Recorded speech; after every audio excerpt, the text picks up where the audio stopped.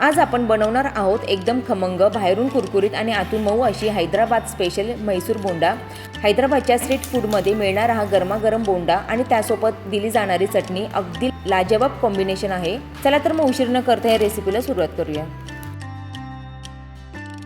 इथे ना आपल्याला म्हैसूर बोंडा करायचा आहे, त्यासाठी ना कुठल्या पण तुम्ही एका कपाचं किंवा मेजरिंग कपाचं माप घेऊ शकता। आणि जर मेजरिंग कप नसेल ना तर तुम्ही कोणती पण एखादी वाटी फिक्स करू शकता आणि त्याचं माप घेऊ शकता। मी इथे मेजरिंग कप घेतलेला आहे। 1 कप आपल्याला इथे दही घ्यायचं आहे। इथे ना 1 कप आपल्याला दही घालून घ्यायचं आहे।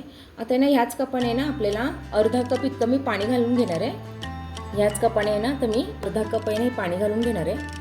आता ह्या आधी आपल्याला सगळं एकजीव करायचं आहे, म्हणजे ना ह्याच्या गाठी वगैरे होणार नाही या दह्याच्या। असं आपल्याला मिक्स करून घ्यायचं आहे।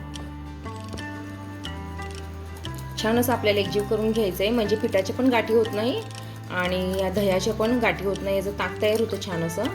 तुम्ही बघू शकता छान असं आपलं एकजीव झालेलं आहे। आता ह्यामध्ये ना आपण 2 कप इतकं आहे ना मैदा घालून घ्यायचा आहे, किंवा तुम्ही 1 कप मैदा आणि 1 कप आहे ना गव्हाचं पीठ असं पण वापरू शकता। आता इथे ना मी 2 कप आहे ना मैदा घालून घेते, त्याच कपाने आपल्याला 2 कप इतकं मैदा घालून घ्यायचा आहे। हा 1 कप म्हणजे असं दाबून नाही भरलेला आहे हा मैदा, वरवरच असा भरलेला आहे। आणि आता आपल्याला अजून 1 कप ह्याच्यात घालून घ्यायचा आहे, दुसरा कप। जर आपल्याला ह्याच्यात लागलं ना तर अजून पाणी घालणार आहोत। मी तुम्हाला पुढे दाखवतेच आपल्याला कसं हे बॅटर पाहिजे आहे, त्यानुसार आपण थोडं पाण्याचा पण वापर करू शकतो, किंवा तुम्ही दह्याचा पण थोडा वापर अजून करू शकता। हे ना घट्ट झालेलं आहे, तुम्ही बघू शकता। ह्याच्यात आपण थोडंसं पाणी घालून घेऊया, लागेल तसं ह्याच्यात मी थोडं पाणी घालून घेणार आहे।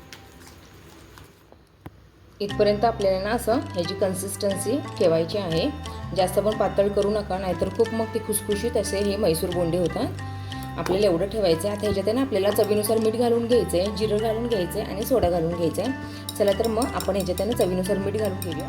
चवीनुसार इथे मी मीठ घालून घेतलेलं आहे। इथे ना मी 1/4 टीस्पून आहे ना हे खाण्याचा सोडा घालून घेते, त्याच्यापेक्षा पण थोडासा कमी असेल इतपत मी घालते। आपल्याला 1 टेबलस्पून आहे ना तेल घालून घ्यायचं आहे। तेलाने काय होतं ना छान असे हे म्हैसूर बोंडे नाही छान असे खुसखुशीत होतात। इथे ना मी 1/2 टेबलस्पून आहे ना हे जिरं घालून घेते। तुम्ही ओवा पण वापरू शकता, त्याची पण चव छान लागते, पण इथे मी जिरं घालून घेणार आहे। आपल्याला छान असं मिक्स करून घेऊया आता। आणि हे ना आपल्याला जवळजवळ 3 ते 4 तासासाठी ना छान असं भिजत ठेवायचं आहे, म्हणजे छान असं खुसखुशीत हे म्हैसूर बोंडे तयार होतात। ह्याच्यात तुम्ही आलं, लसूण आणि हिरवी मिरचीची पण पेस्ट टाकू शकता, पण असं मी आज आहे ना हे तुम्हाला प्लेन करून दाखवते।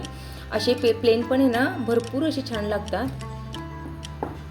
आता हे आपल्याला ना 3 ते 4 तासासाठी ना हे पीठ ना भिजत घालून ठेवायचं आहे। आणि जर तुम्हाला ना सकाळी करायचे असेल ना तर तुम्ही रात्री असं छान असं भिजत घालू शकता। तुम्ही बघू शकता दुसऱ्या दिवशी सकाळी ना छान असं हे पीठ ना भिजलेलं आहे, असं थोडंसं असं घट्ट झालेलं आहे। छान असं झालं, एकदा आपण ह्याला फेटून घ्यायचं आहे, म्हणजे फेटल्याने काय होतं ना छान असं हे ना हवा आतमध्ये भरल्यामुळे ना छान असं मऊ हे पीठ होतं। असं ह्याला ना असं दाब मार द्यायचा आहे, आपटायचं आहे ते एकमेकावर। जसं आपण पावाचं पीठ मळून घेतो मैद्याचं, तसंच हे थोडंसं असतं। जेवढं तुम्ही ह्याला छान असं मऊ करणार ना तेवढं हे म्हैसूर बोंडेत ना हे छान असे होतात, मऊ होतात, आतमध्ये कापसासारखे होतात। ही याची एक ट्रिक आहे। आता ना आपल्याला ह्याला तळून घ्यायचं आहे। आधी ना एक आपल्याला घालून बघायचं आहे, तेलाचं टेम्परेचर हे महत्त्वाचं आहे, कारण जर तेल हे ना हे जास्त तापलेलं असलं ना तर म्हैसूर बोंडेत ना हे वरून एकदम काळे होतात आणि आतून ते कच्चे राहतात। आणि जेव्हा ते आतमध्ये कच्चे राहतात ना तेव्हा ते आंबट असे लागतात, कारण आपण त्यात दही पण घातलेलं आहे। आणि जेव्हा ते छान असे सगळीकडून तळले जातात ना ते आतमध्ये कापसासारखे मऊ आणि फ्लफी असे होतात। तुम्ही बघू शकता छान असं आपल्या तेलाचं टेम्परेचर हे जास्त पण गरम नाही आहे किंवा जास्त पण कमी नाही आहे। आता ना कसं हे टाकायचं हे जे एक ट्रिक असते, आधी आपल्याला पाण्यात हात घालून घ्यायचा आहे।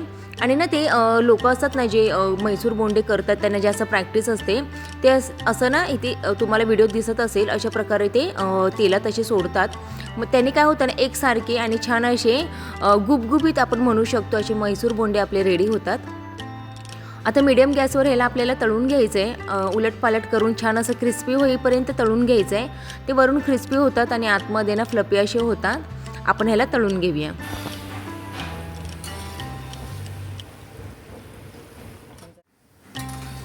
आपले ना म्हैसूर बोंडे हे रेडी झालेले आहेत, आपण ह्याला काढून घेऊया। आता छान असे गोल्डन असे तळले गेलेले आहेत, क्रिस्पी झालेले आहेत।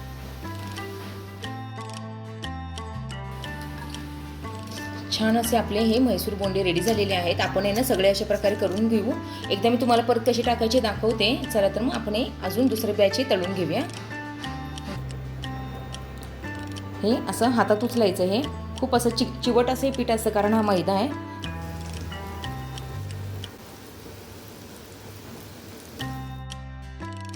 अशी तुम्ही बघू शकता गोल्डन अशी तळून झालेली आहे. आपण ह्याला काढून घेऊया.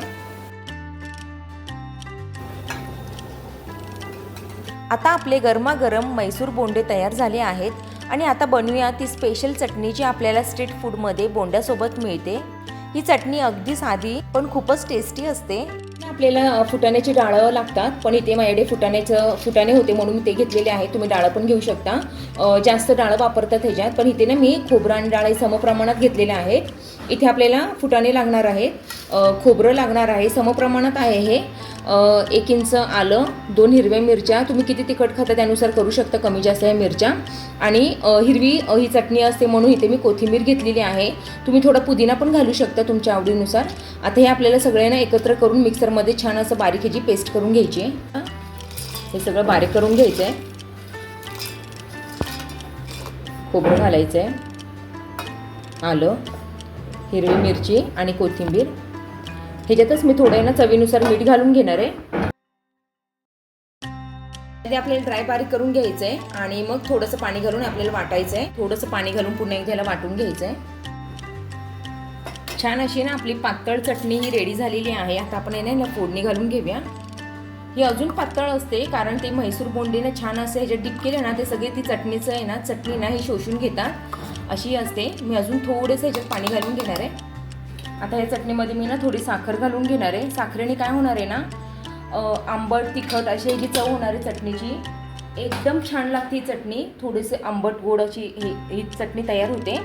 आता आपण ह्याला फोडणी घालून घेऊया. आता फोडणीसाठी आपल्याला ना तडका करून घ्यायचा आहे. सगळ्यात आधी ना आपल्याला मी ते उडदाची डाळ घालून घेते. आता ह्याच्यात ना मोहरी घालून घेऊया. तडतडली ना आपल्याला ह्याच्यात कढीपत्ता घालून घ्यायचा आहे. छान अशी आपली फोडणी ही रेडी झालेली आहे. आपण ह्याच्यात घालून घेऊया.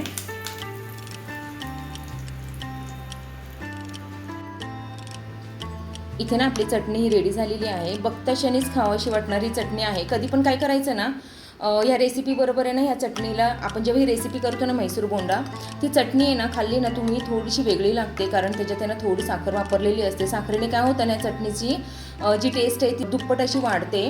म्हणून आहे ना चवीनुसार थोडी आपल्याला जे साखर घालून घ्यायची आहे.